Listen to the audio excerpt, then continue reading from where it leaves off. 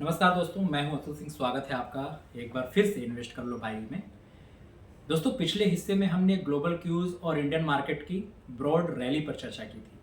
अब बात करते हैं इस रैली के पीछे छिपी सेक्टोरल कहानियां, डोमेस्टिक डेवलपमेंट्स और ग्लोबल मैक्रो सिग्नल्स की, जो इन्वेस्टर्स के लिए इक्वली इंपॉर्टेंट है।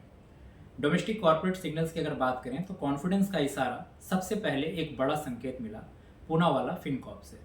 प्रोमोटर्स ने प्रेफरेंशियल अलॉटमेंट के जरिए करीब 1500 करोड़ का निवेश किया।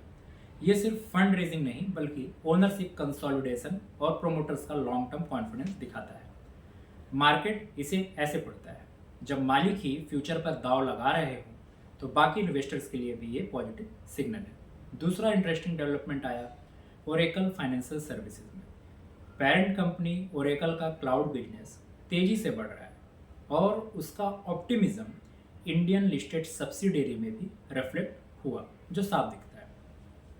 तो ये बताता है कि ग्लोबल टेक्नोलॉजी ट्रेंड का रिपल इफेक्ट हमारी डोमेस्टिक मार्केट पर कितना तेज पड़ता है। सेक्टोरल एक्शन की अगर बात करें तो फार्मा, आईटी और रियल्टी अब सेक्टर्स पर आते हैं। जैसे फार्मा सेक्टर स्टेडी बना रहा, इंडेक्स अपने पीक से बस थोड़ी दूरी पर है।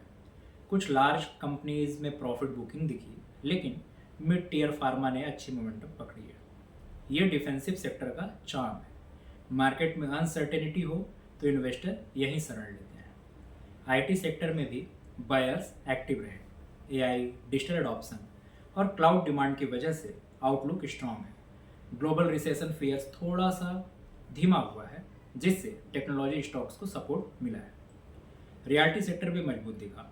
लोअर इंटरेस्ट रेट और डिमांड रिवाइवल ने डेवलपर्स को फायदा पहुंचाया। साथ ही हाउसिंग डिमांड अब सिर्फ मेट्रोज तक सीमित नहीं है, टीयर 2 और टीयर 3 सिटीज़ में भी एक्सपेंशन दिख रहा है। मिड और स्मॉल कैप रैली भी देखने को मिली। लिक्विडिटी का खेल है। मार्केट का सबसे बड़ा हाईलाइट यही रहा, जहां मिड एंड स्मॉल कैप्स का जोरदार प्रदर्शन देखने को मिला। जहां निफ्टी 50 लिमिटेड गेंस दिखा रहा था, वहीं मिड एंड स्मॉल कैप्स में लिक्विडिटी फ्रीली फ्लो हुई। इसका मतलब साफ है, रिटेल इन्वेस्टर्स और डोमेस्टिक इंस्टीट्यूशंस ब्रॉडर मार्केट में कॉन्फिडेंस दिखा रहे हैं। ये पार्टिसिपेशन हेल्दी है, लेकिन कॉशन भी जरूरी है, क्योंकि वैल्यूएशन कई जगह बहुत ही स्ट्रेच्ड दिख रहा है। ब्रॉडर रैली का पॉजिटिव ये है कि सिर्फ लार्ज कैप से नहीं बल्कि पूरे बाजार में मोमेंटम है। ग्लोबल मैक्रो की बात करें तो ऑयल, फेड और इन्फ्लेशन की कहानी। ऑयल प्राइसेस सॉफ्ट रहे। ब्रेंट क्रूड करीब $66 पर बैरल के आसपास ट्रेड कर रहा था। ओपेक की सप्लाई बढ़ाने की प्लानिंग और जियोपॉलिटिकल टेंशंस के बावजूद अभी प्राइसेस मैनेजेबल है। एनर्जी कॉस्ट कंट्रोल में आना इन्फ्लेशन के लिए बड़ा राहत है। यूएस फेडरल रिजर्व ने सितंबर में 25 बेसिस पॉइंट रेट भी कट किया और पावेल ने साफ कहा कि आगे डिसीजन मीटिंग होंगे। मतलब पॉलिसी अभी भी डेटा डिपेंडेंट है। अगर इन्फ्लेशन डेटा की बात करें तो यूएस रिटेल सेल्स और सीपीआई एक्सपेक्टेशंस से बेटर है। यूरोप में इन्फ्लेशन थोड़ा गिरा, लेकिन चाइना में फैक्ट्री डिफ्लेशन चिंता का विषय बना हुआ है। ये ग्लोबल मिक्स इन्वेस्टर को बता रहा है कि रिस्क अभी खत्म नहीं हुआ है, लेकिन इमीडिएट पैनिक की भी ज़रूरत नहीं है। डोमेस्टिक मैक्रो में ग्रोथ और स्टेबिलिटी दिख रहा है। इंडिया के मैक्रो स्टडी दिख रहे हैं। ग्रोथ फोरकास्ट रिवाइज होकर ऊपर आया है। WPI इन्फ्लेशन 2 महीने की डिफ्लेशन के बाद फिर पॉजिटिव टेरिटरी में लौटा है। वहीं मर्केंडाइज ट्रेड डेफिसिट भी कम हुआ है।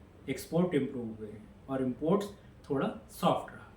ये सब इंडिकेटर्स दिखाते हैं कि इकोनॉमी की फंडामेंटल्स सपोर्टिव है और यही इक्विटी मार्केट को कॉन्फिडेंस दे रही है। अगर रेगुलेटरी एंड पॉलिसी हाइलाइट्स की बात करें तो कुछ पॉलिसी अपडेट्स भी नोटवर्दी हैं। जैसे सेबी ने हाल में ही अनुमति दी बैंक्स, इंश्योरेंस और पेंशन फंड्स को कि वो भी कमोडिटी मार्केट में पार्टिसिपेट कर सकते हैं।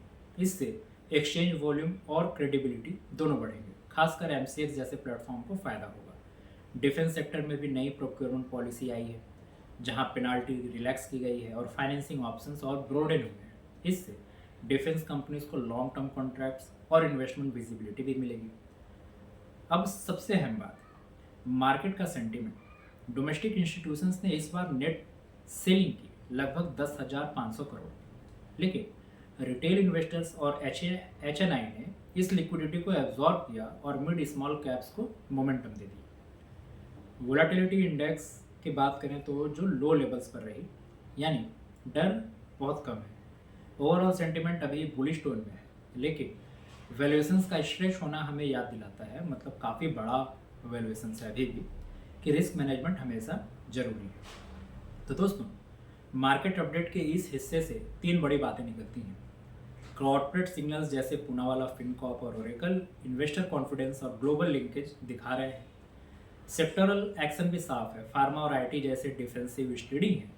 रियल्टी और मिड कैप्स में लिक्विडिटी की ताकत दिख रही है। साथ ही ग्लोबल और डोमेस्टिक मैक्रोज फिलहाल सपोर्टिव हैं, लेकिन चाइना स्लोडाउन और बढ़े हुए वैल्यूएशंस अभी भी रिस्क बने हुए हैं।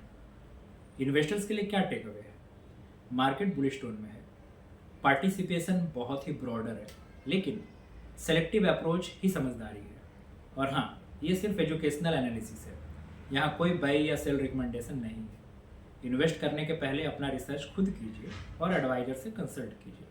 अगर आपको ये वीडियो पसंद आया हो तो लाइक और सब्सक्राइब करिए और कमेंट में बताइए आपको कौन सा सेक्टर स्ट्रॉन्गेस्ट लग रहा है आने वाले 6 महीने में। मिलेंगे हम फिर 15 दिन बाद इसी तरह से 2 वॉल्यूम में इंडियन एंड ग्लोबल मार्केट के अपडेट्स के साथ। तब तक के लिए धन्यवाद।